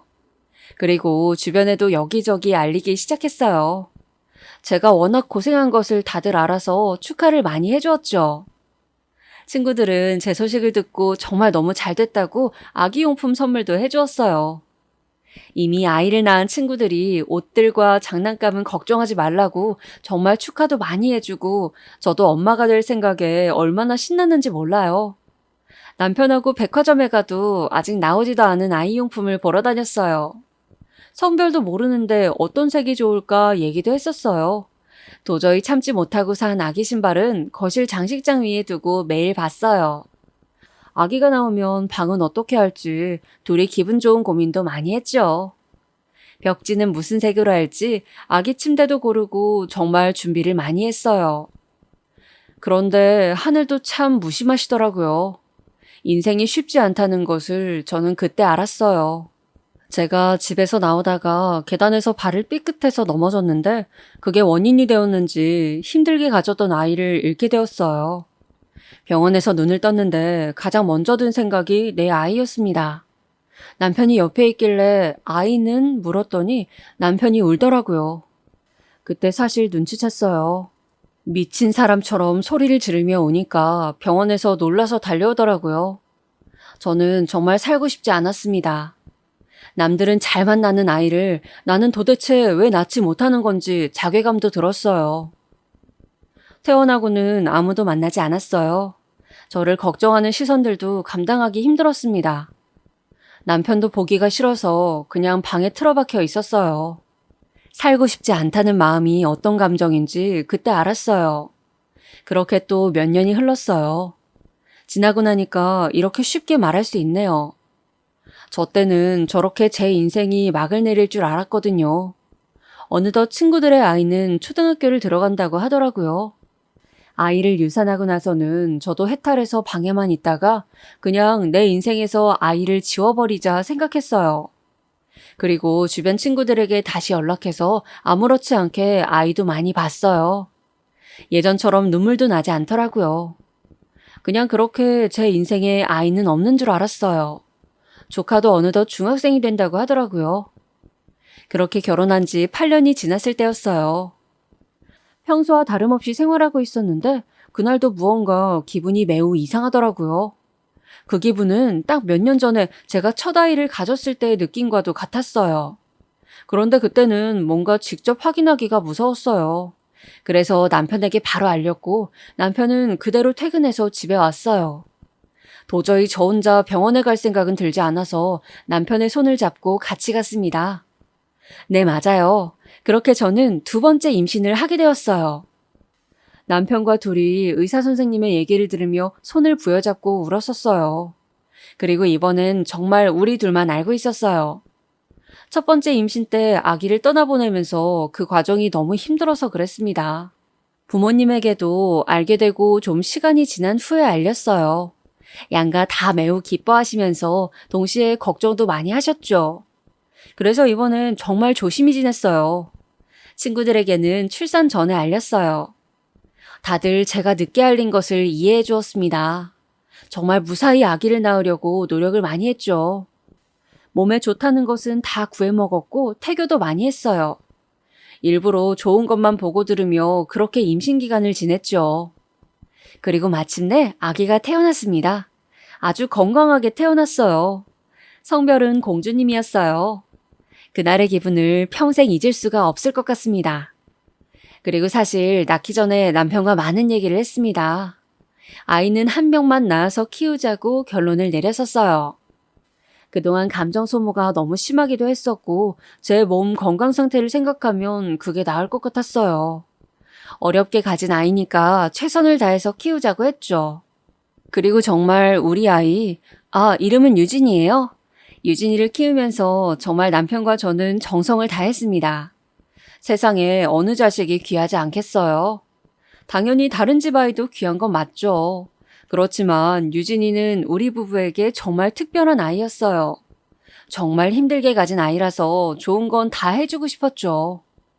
양가 어른들도 한 명뿐인 손주니까 어찌나 예뻐해 주셨는지 몰라요. 유진이를 키우면서 저는 제가 다시 태어났다고 생각할 정도로 많은 경험을 했어요. 일단 임신도 힘들게 해서 슬픔과 두려움의 감정도 그때 알게 되었고, 또 출산과 육아를 하며 행복이 무엇인지 정확히 알게 되었어요. 사랑을 많이 받아서 그런가 유진이는 굉장히 밝은 아이였어요. 어딜 가도 먼저 사람들에게 다가가고 항상 웃고 있어서 주목도 많이 받았죠. 저는 좀 내성적인 편인데 유진이는 밝고 당차서 제가 낳은 아이지만 정말 대단하다고 생각했어요. 외동이니까 여기저기 데리고 다니면서 많은 경험도 시켜주었죠. 제가 처음으로 간 해외여행도 유진이와 함께였어요. 좋은 것을 보면 가장 먼저 유진이가 생각났고 유진이가 힘들어하면 저도 너무 힘들었어요. 그렇게 유진이는 제 인생의 전부였습니다. 그건 남편도 마찬가지였어요. 남편에겐 참 고마운 마음이 커요. 다정하고 자상하고 유진이에게도 최고의 아빠니까요. 유진이는 공부도 참 잘했어요.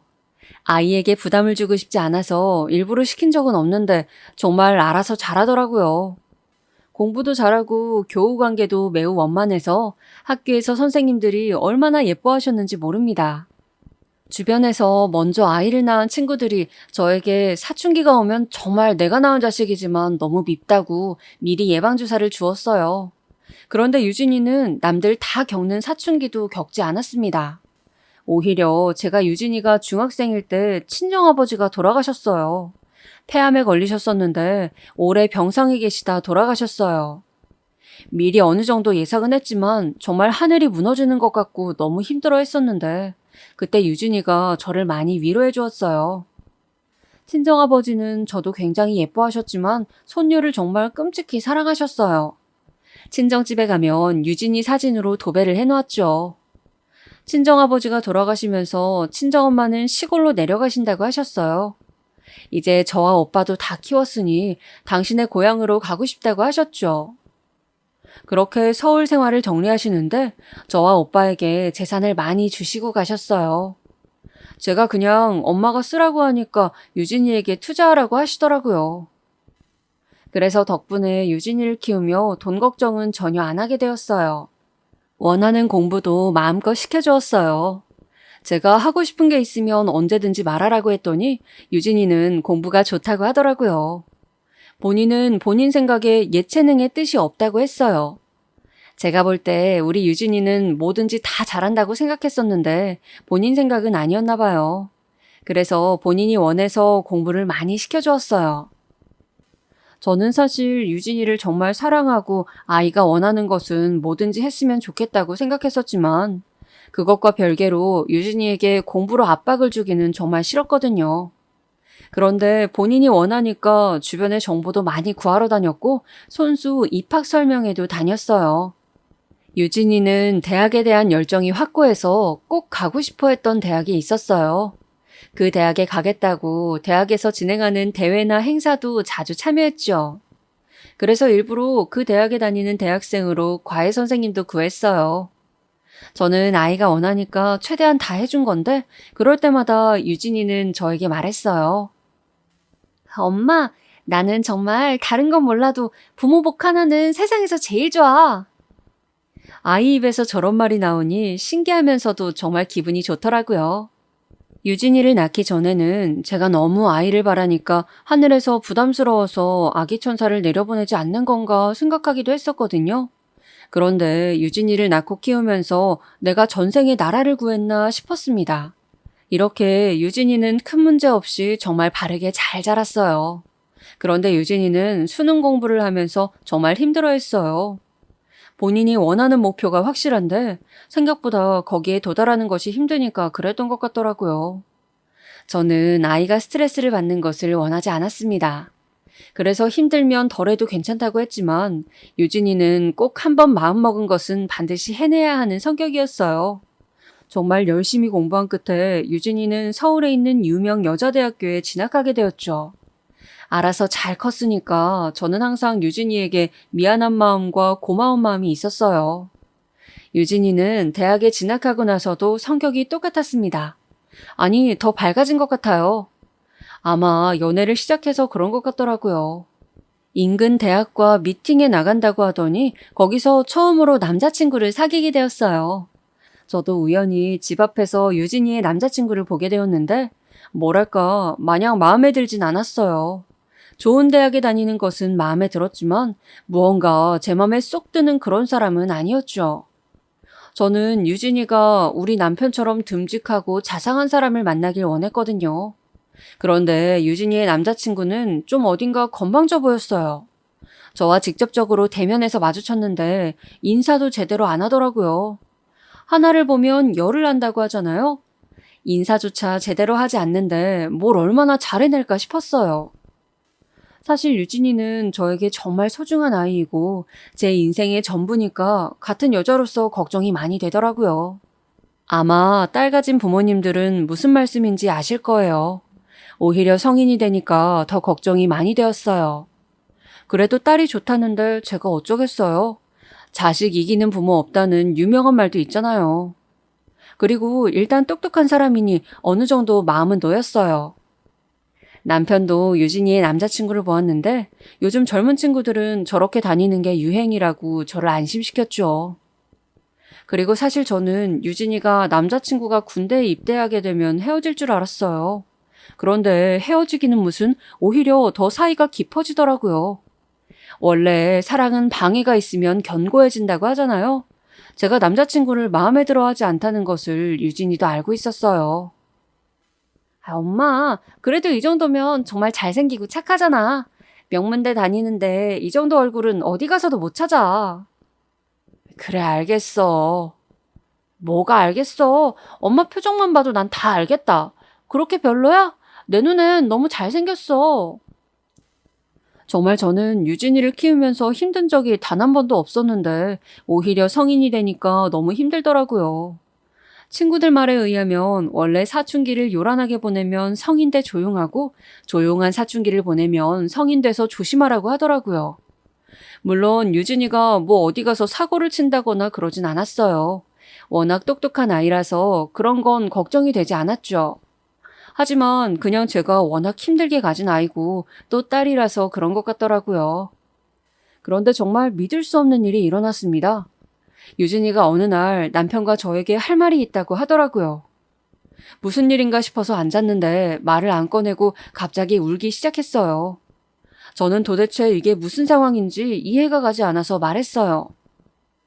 아, 유진아, 왜 그래? 무슨 일인데? 엄마한테 말해봐. 괜찮아. 그래, 딸, 말해봐. 무슨 일이야? 엄마랑 아빠가 다 해결해 줄게. 괜찮아, 울지 마. 남편과 제가 한참을 달래자 유진이는 어렵게 말을 꺼냈습니다.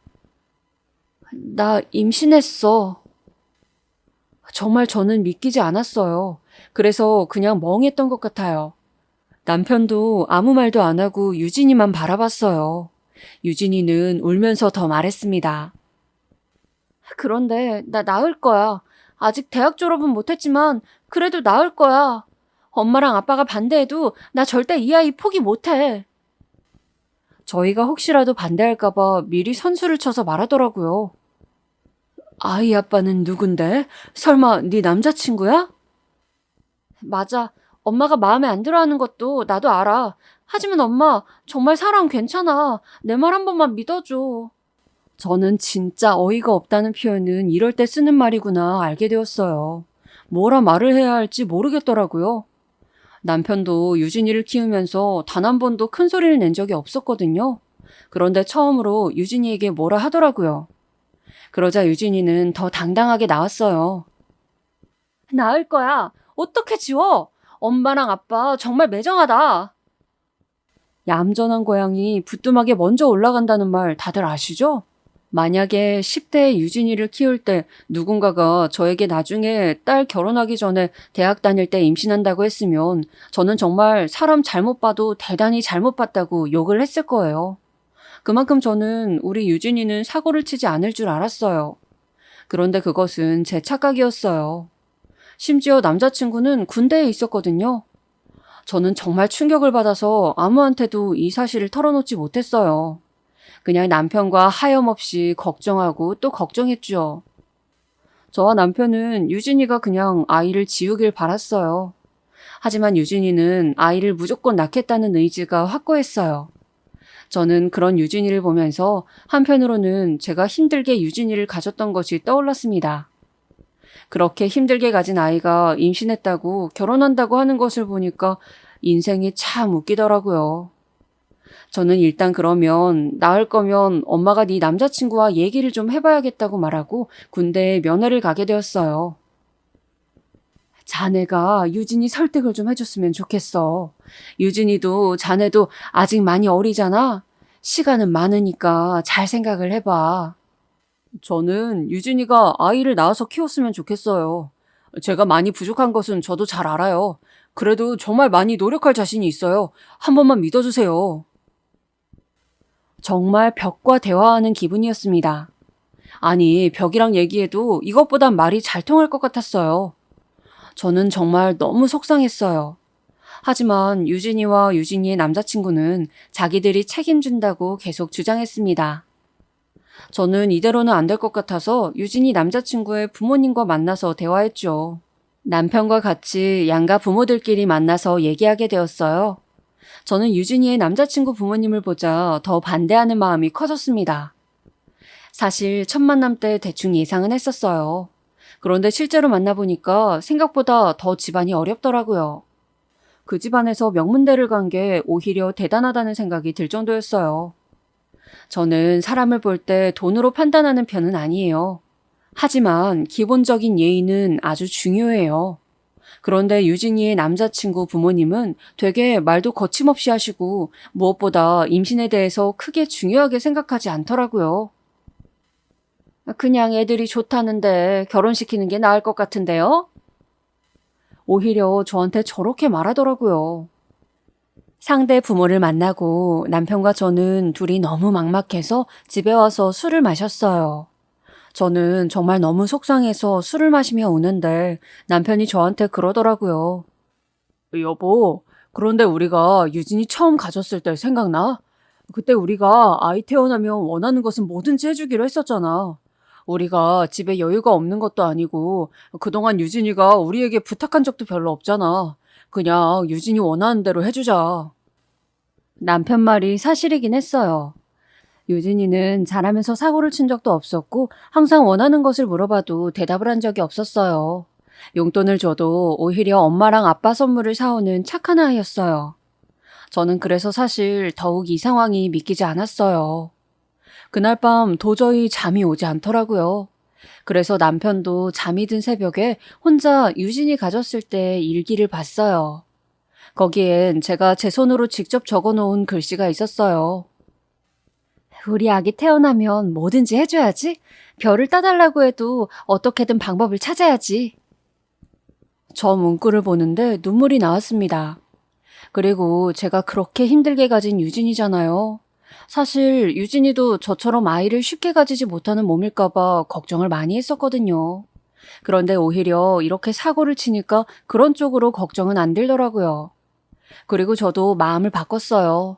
남편의 말처럼 저희는 꽤 괜찮게 살고 있었어요. 남편은 작은 사업을 하고 있어서 여유가 있는 집이고 또 친정아버지가 돌아가시면서 재산 증여도 많이 해주셨거든요. 그래서 유진이에게 침착하게 말했습니다. 유진아, 아기 낳아. 그 대신 학교 졸업은 무조건 해. 진짜? 엄마 정말 고마워. 나 진짜 잘 키울게. 학교 졸업도 할게. 사랑해. 유진이는 신나서 집안을 돌아다녔어요. 그 모습을 보는데 저렇게 환하게 웃는 유진이를 보니까 또 기분이 좋더라고요. 저도 정말 어쩔 수 없는 고슴도치 엄마인가 봐요. 마지못해 결혼시키기는 하겠는데 이제 문제는 남자친구였습니다. 그런데 유진이의 남자친구, 이제 사위라고 부를게요. 사위는 예전과 다르게 저한테도 굉장히 살갑게 굴었어요. 또 어느 날은 죄송하다고 울면서 사과하더라고요. 정신이 없어서 유진이가 아기를 낳았으면 좋겠다고 말은 했지만 너무 면목이 없다고 우는데 저도 사람인지라 마음이 약해졌어요. 제가 유진이 절대 고생시키지 않게 최선을 다할게요. 최서방, 우리 앞으로 잘해보자고. 그렇게 다사다난하게 유진이는 출산 준비를 하게 되었습니다. 결혼식은 아이를 낳고 하기로 했어요. 이미 그때는 배가 불렀었거든요. 저는 출산할 때까진 우리 집에서 살고 아이를 낳으면 그때 아파트를 구해줄 테니 나가라고 했습니다. 제가 유산한 적이 있어서 유진이도 걱정이 되더라고요. 유진이와 사위는 알겠다고 하고 사위까지 우리 집으로 들어왔습니다. 그렇게 같이 살게 되었는데 저는 정말 깜짝 놀랐어요. 어느 날 일어났더니 사위가 아침에 요리를 하고 있더라고요. 최서방, 지금 뭐 해? 장모님 일어나셨어요? 된장국 했는데 드셔보시겠어요? 저는 정말 너무 놀라웠지만 일단 했다니까 앉아서 먹었어요. 그런데 너무 맛있더라고요. 제가 맛있다고 하자 사위는 연습을 미리 몇 번 해봤다고 했어요. 그리고 사위는 알아서 청소도 하고 제가 장 보러 가면 따라와서 물건도 들어줬습니다. 남편한테도 어찌나 잘했는지 몰라요. 남편이 집에서 혼자 남자니까 아무래도 좀 외로웠을 거예요. 그런데 사위가 같이 사우나도 가주고 세차할 때 따라가서 놀아주고 무엇보다 남편이 낚시를 좋아해요. 그런데 낚시까지 같이 가주니까 남편은 이제 대놓고 사위를 좋아하더라고요. 그리고 저녁하고 정신 차렸는지 사위는 무엇보다 유진이에게 너무 잘했어요. 정말 지극정성이라는 말을 이럴 때 쓰는 것이구나 알게 되었어요. 저는 아무래도 우리 딸한테 잘하니까 마음이 열리더라고요. 유진이가 너무 행복해하니까 저도 기분이 좋았습니다. 그렇게 유진이는 행복하게 태교하다 마침내 출산하게 되었어요. 성별은 왕자님이고 아주 건강했죠. 막상 아이를 낳으니까 그렇게 예쁠 수가 없더라고요. 조리원을 다녀오고 유진이는 출산조리도 우리 집에서 했습니다. 사돈집에서도 아이 낳은 것을 축하하며 선물을 보내왔더라고요. 그렇게 조리가 끝나고 남편과 저는 서울에 있는 아파트를 마련했습니다. 저는 유진이와 멀리 떨어져서 사는 것은 싫어서 걸어서 3분 거리에 있는 아파트로 매수했어요. 그리고 아이도 낳았으니 활동성도 있어야 할 것 같아 차도 하나 뽑아줬어요. 다 저희가 해준 것이지만 저도 해주면서 기분이 좋았습니다. 저와 가까이 사니까 유진이는 매일 집에 왔어요. 저도 손자를 계속 볼 수 있으니까 너무 행복하더라고요. 처음 반대한 것은 맞지만 막상 신생아를 보니 정말 예쁘더라고요. 그리고 유진이와 사위는 무사히 학교도 잘 졸업했습니다. 그리고 사위는 바로 남편 회사로 취직을 했어요. 그동안 남편에게 지극히 잘해서 남편은 사위를 정말 좋아했어요. 아들이 생긴 것 같다고 했거든요. 사위는 유진이가 출산하고도 우리에게 잘했습니다. 학교 졸업 전에는 집에 들어가기 전에 우리 집에 와서 인사도 하고 가고 같이 밥도 먹고 그랬어요. 그렇게 저한테 적극적으로 다가오니 마음이 열리는 것은 당연하더라고요.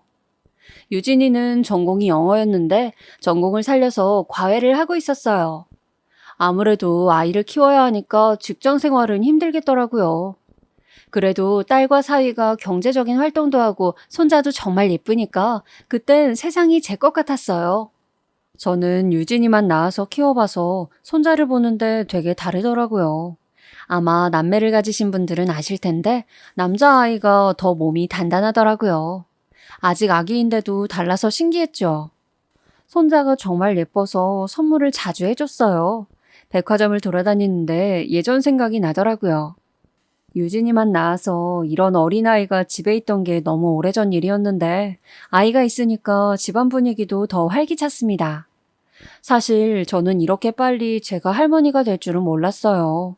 우리 친정엄마도 많이 당황하셨죠. 친정엄마한테는 유진이가 아기잖아요. 그런데 아기가 아기를 낳았다고 하니까 적잖이 당황하셨어요. 그러나 손자를 보니까 역시 좋아하시더라고요.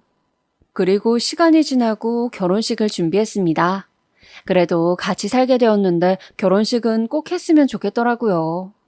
결혼식을 준비하며 사돈과 자주 만나게 되었는데 여전히 말은 거침없이 하셨지만 워낙 사위가 우리에게 잘하니까 이제 그런 것은 저에게 문제가 되지 않았어요. 그래서 순조롭게 진행이 되었죠. 주변에 유진이가 이미 아이를 낳았고 결혼을 한다고 알리는데 생각보다 아이를 먼저 낳은 사람들이 많더라고요.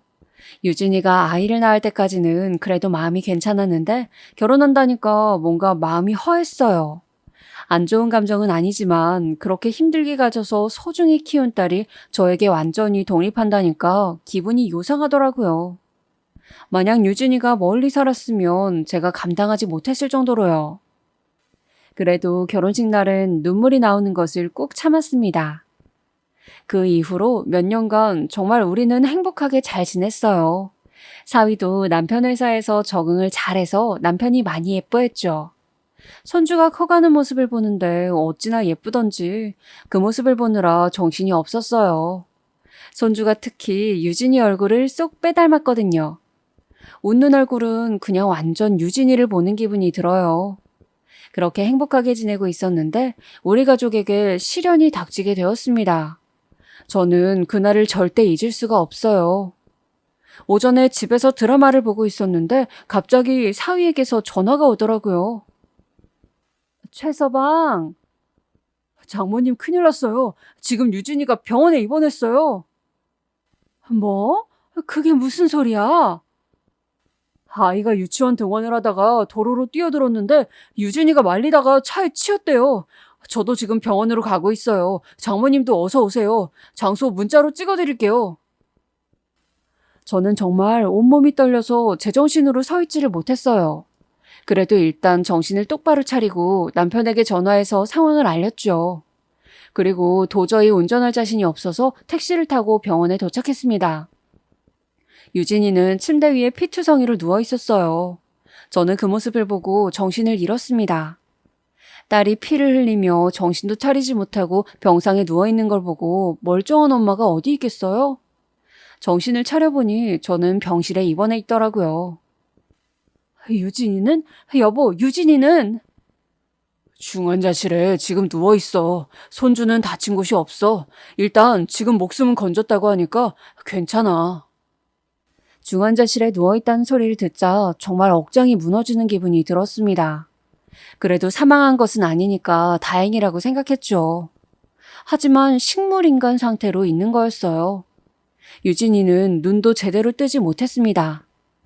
이럴 때일수록 힘을 내야 한다고 남편은 제가 무너지지 않도록 최선을 다했어요.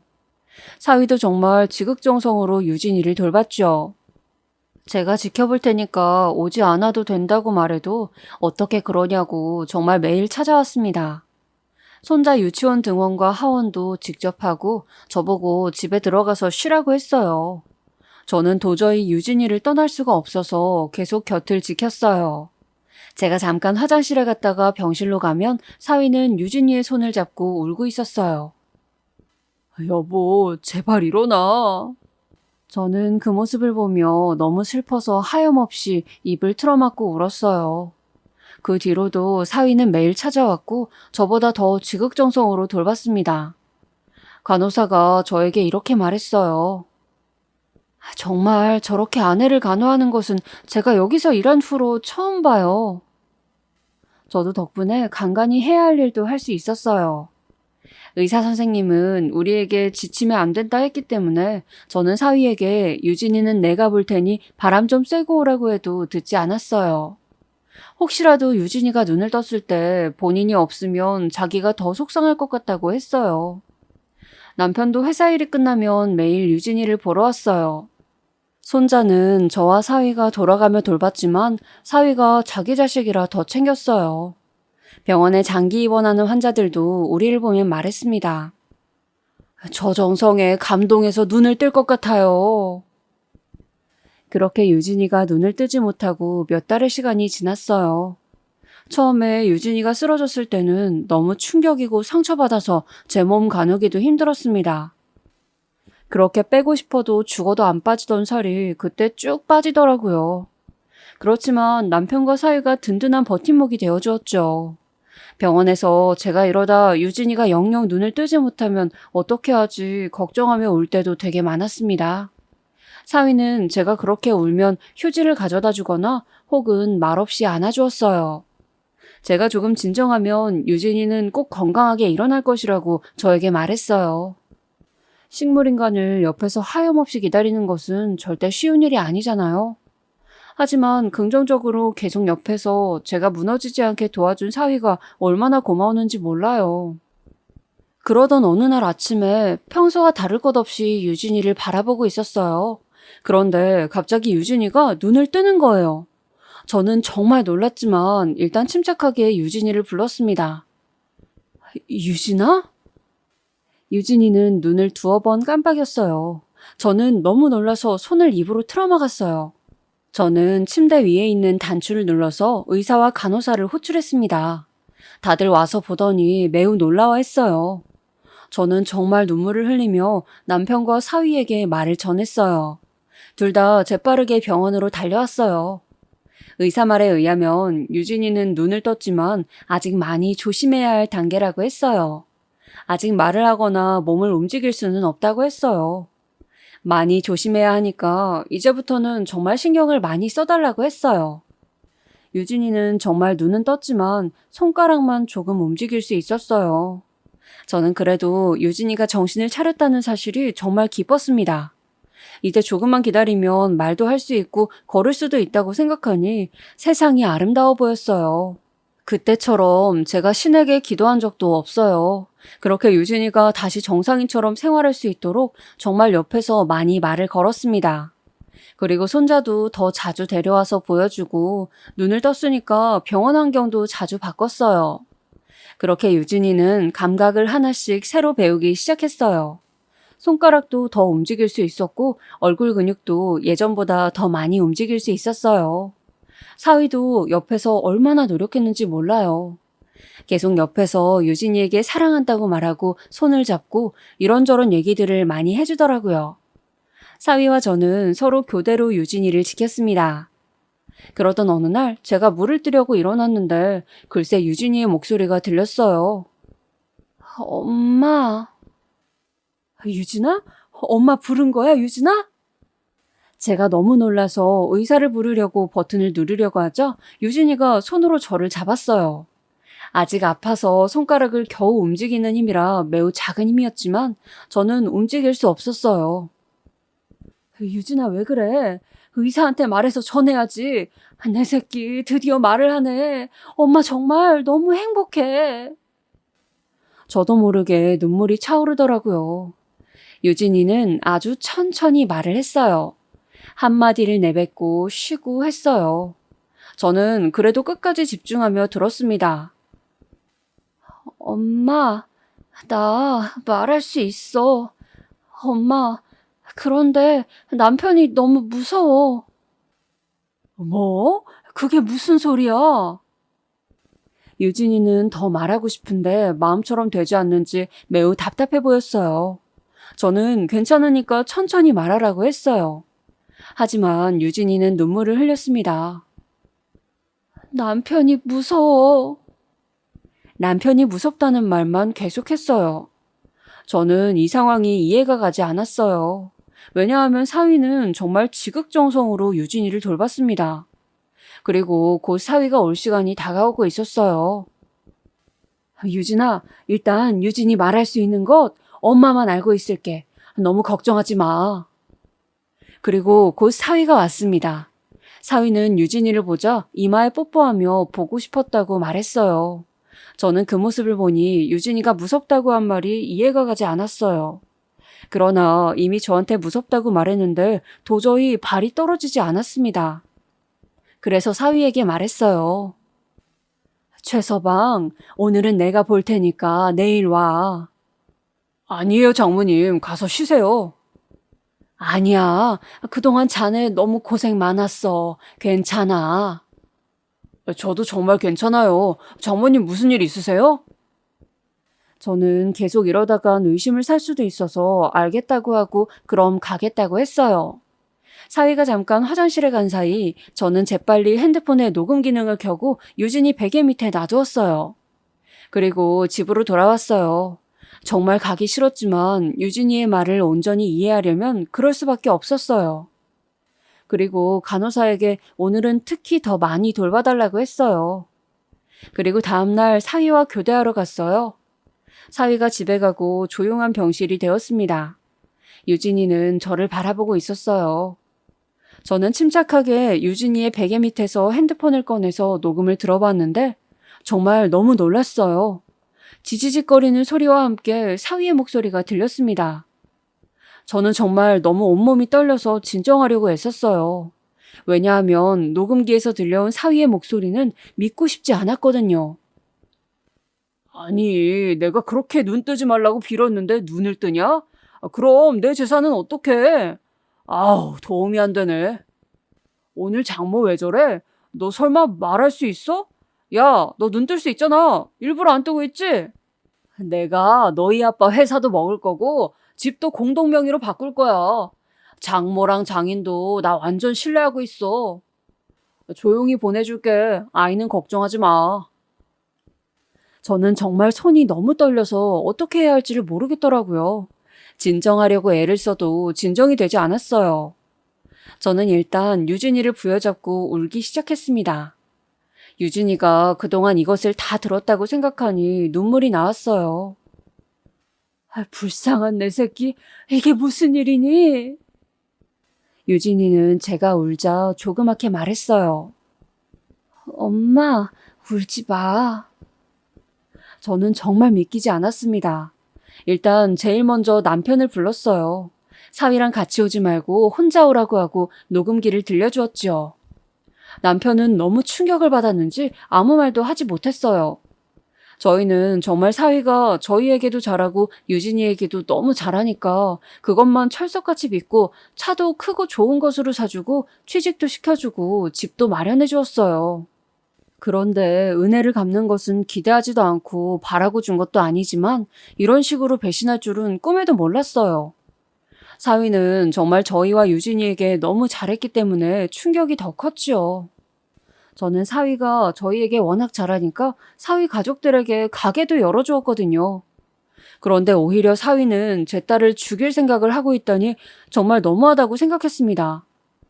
일단 저는 사위가 딸 앞에 다시는 오지 않았으면 좋겠다고 생각했어요. 그래서 할 말이 있다고 한 뒤 사위를 카페로 불렀어요. 사돈에게도 연락해서 다 같이 만났어요. 그리고 다 함께 있는 자리에서 핸드폰으로 녹음한 사위의 말을 들려주었어요. 사위는 심각하게 당황하더니 핸드폰을 빼앗으려 했어요. 하지만 남편의 손이 더 빨랐어요. 사돈 부부는 사위에게 소리를 지르시고 사위는 아니라고 발뺌했어요. 저는 차분히 말했습니다. 우리가 주었던 그 모든 재산 다시 가져갈 거야. 그리고 법적으로 취할 수 있는 조치란 조치는 다 할 거야. 가게? 오늘부터 당장 운영 못해. 사돈은 오해라며 저를 말렸지만 이미 엎질러진 물이었어요. 저는 용서해줄 마음이 전혀 없었습니다. 그래서 정말 변호사를 고용했어요. 저는 유진이도 돌봐야 했기 때문에 법적 문제에는 깊게 관여하지 못했어요. 머리 아픈 싸움도 하고 싶지 않았어요. 하지만 절대 용서해주거나 없던 일로 하지는 못했어요. 나중에 변호사를 통해서 얘기를 들어보니 애초에 재산을 노리고 한 결혼이더라고요. 저에게 잘하기 시작할 때가 딱 우리 집 재산을 알게 된 시점과 같았습니다. 저는 그것도 모르고 우리 집에 잘한다고 좋아했던 거였어요. 유진이에게는 제가 알아서 해결했으니 걱정하지 말고 몸 회복에 집중하라고 했어요. 유진이도 적다는 충격을 받았는지 말을 하면서도 울었어요. 그리고 기적적으로 저와 남편의 노력 끝에 유진이는 거동이 가능해졌습니다. 유진이도 혼자 정말 노력을 했어요. 재활치료도 꾸준히 했고 몸이 회복될 수 있게 많이 움직였어요. 물론 예전처럼 뛰거나 심한 운동을 하지는 못해요. 하지만 말하고 의사표현은 예전과 다름없어요. 손자는 유진이가 우리 쪽에서 키우기로 했어요. 유진이가 아들을 너무 사랑하기 때문에 도저히 보낼 수 없었습니다. 사위는 재판을 받고 있다고 들었어요. 1심에서 유죄가 나왔는데 항소했다고 하더라고요. 정말 누가 봐도 본인의 잘못인데 어이가 없었어요. 하지만 더 생각하면 머리만 아프니 남편과 저는 이제 잊고 미래를 살자고 다짐했습니다. 유진이도 정말 너무 많은 상처를 받았지만 꾸준한 정신과 치료를 통해 점점 나아지고 있어요. 물론 처음엔 저희도 사위 얘기할 때는 너무 속상해서 울기도 하고 화를 내기도 했어요. 하지만 그럴수록 힘든 것은 바로 우리 가족이었어요. 그래서 재산도 다 뺏었고 법적으로 조치도 취할 예정이니 새로운 인생을 살자고 다짐했죠. 유진이는 요즘도 꾸준히 재활 치료를 하는 중이에요. 의사는 유진이가 저렇게 걸을 수 있는 것도 기적이라고 하더라고요. 그래서 저희는 주어진 현실에 감사하기로 했어요. 사돈은 종종 전화로 막 저에게 욕을 하기도 하더라고요. 그동안 깨어나지도 않는 식물인간 돌보느라 얼마나 고생했는데 어떻게 그럴 수가 있냐고 오히려 화를 내더라고요. 유진이에게 나중에 들어보니까 매일같이 저주를 퍼부었다는데 당사자가 들었다고 하는데 뭐가 저렇게 억울한지 마치 제가 가해자로 느껴졌어요. 그 사기꾼 가족에게 모든 것을 뺏고 법적으로 일어서지 못하게 복수했습니다. 제일 힘든 것이 법정 싸움이라는 말이 있잖아요. 그래서 형사가 끝나면 민사도 걸고 할 수 있는 모든 방법을 사용해서 복수했어요. 나중엔 사위가 제발 그만해달라고 찾아와서 빌더라고요. 그런데 저는 멈출 생각이 없었어요. 제가 도대체 왜 멈춰야 하나요? 끝까지 모른 척하고 복수했습니다. 그리고 깔끔히 잊었어요. 지금은 사랑스러운 손자와 제 딸 유진이와 남편과 아주 행복하게 잘 지내고 있어요. 유진이는 재혼 생각은 전혀 없다고 했어요. 저는 요즘 유진이와 예전처럼 좋은 것만 보고 맛있는 것을 많이 먹으러 다니고 있어요. 이제 날씨도 추워지니까 자주 다니진 못하겠네요. 그래도 앞으로 행복한 인생만 있길 진심으로 바라고 있어요. 지금까지 제 얘기를 들어주셔서 감사합니다. 여러분들도 앞으로 행복한 일만 가득하길 바랄게요.